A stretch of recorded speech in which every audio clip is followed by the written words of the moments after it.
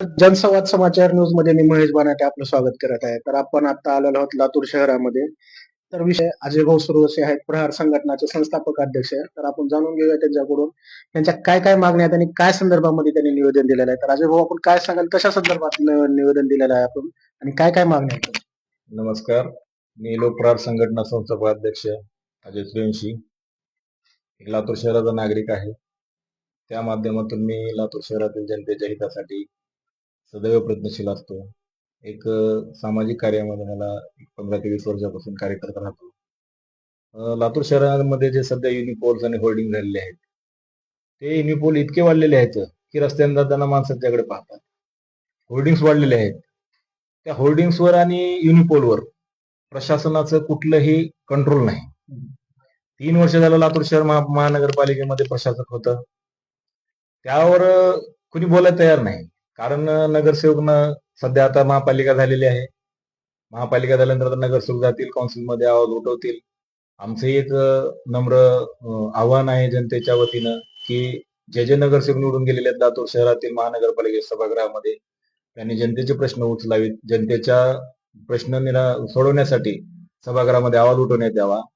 आता हा जो प्रश्न युनिपोलचा आहे लातूर शहरातील, युनिपोल काढण्यासंदर्भात आम्ही लोकप्रहार संघटनेच्या वतीनं सर्व पदाधिकाऱ्याच्या वतीनं निवेदन दिलं होतं की युनिपोलमुळे सतत अपघात होत आहेत लातूर शहरामध्ये.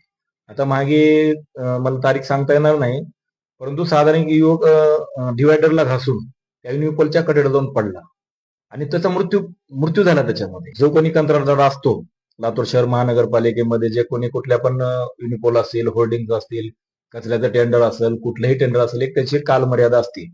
त्या मर्यादेमध्ये प्रशासन त्यांना त्या मर्यादेमध्ये नियम अटी घालून दिलेले असतात. परंतु युनिपोल आणि होर्डिंगच्या संदर्भामध्ये नियम अटी डावलून त्यांनी युनिपोल्स उभारले होते, होर्डिंग्स उभारल्या होत्या. ज्या ठिकाणी चौक आहेत, धोकादायक वळण आहेत, त्या ठिकाणी त्या उभारल्या होत्या.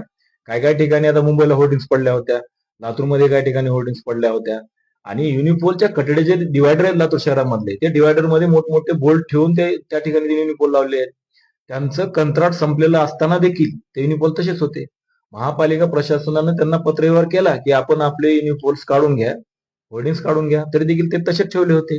आता या महिन्यामध्ये, जानेवारी महिन्यामध्ये 2026 मध्ये माननीय आयुक्त मॅडम मानसी मीना मॅडम यांनी संबंधित कंत्राटदाराला पत्र काढलेलं आहे की आपण येणाऱ्या संबंधित 18 तारखेपर्यंत माहिती असतो माझ्या, की आपण जे काही युनिपोल्स काढून घेण्यात यावे, अन्यथा महापालिका ते काढून घेईल. हे महापालिकेच्या आयुक्त मॅडमने स्वतः एक लातूरकराची अडचणीचा जबाबदारी घेतलेली आहे. आम्ही लातूरकरांच्या वतीनं त्यांचं या निर्णयाचं आम्ही स्वागत करतो. युनिपोल संदर्भात आयुक्त मॅडमनी, मानसी मीना मॅडम यांनी खरोखर चांगला निर्णय घेतलाय. काढून घेण्यासंदर्भात कंत्राटदाराला नोटीस दिलेली आहे. जर त्या कंत्राटदारांनी हे संबंधित जर युनिपोल होर्डिंग नाही, लोकप्रहार संघटना ही रस्त्यावर उतरून जनतेसाठी तीव्र आंदोलन छेडणार आहे.